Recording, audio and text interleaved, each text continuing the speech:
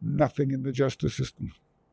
Never once in the justice system did I see anybody benefit. It doesn't work.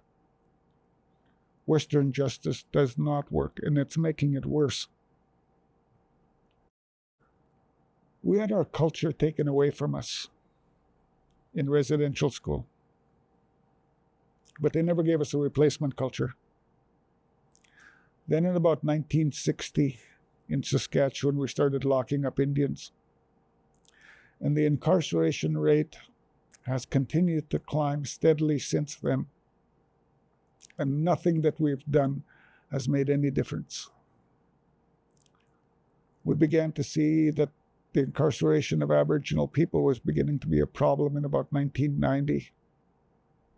In the early 1990s, the Government of Canada changed the criminal code and added Section 718(2)E that told judges to take into account the unique circumstances of Aboriginal people at sentencing and to use jail as a last resort.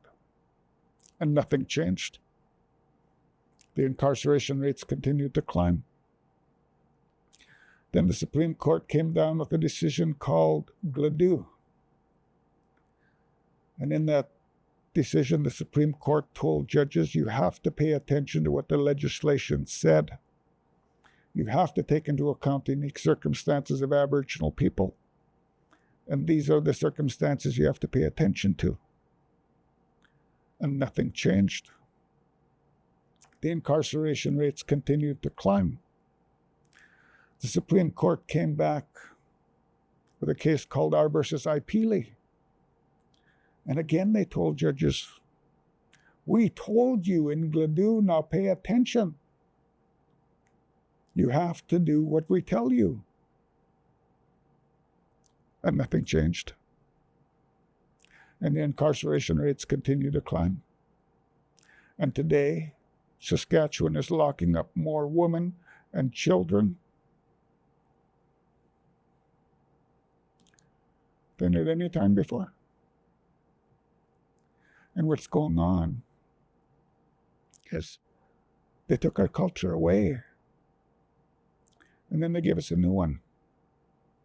Jailhouse culture. In jail, you learn that the institution is going to feed you, it's going to clothe you, it's going to give you a roof and a bed. You learn to disrespect authority. You learn that violence solves problems. You learn to take violent action to any perceived insult.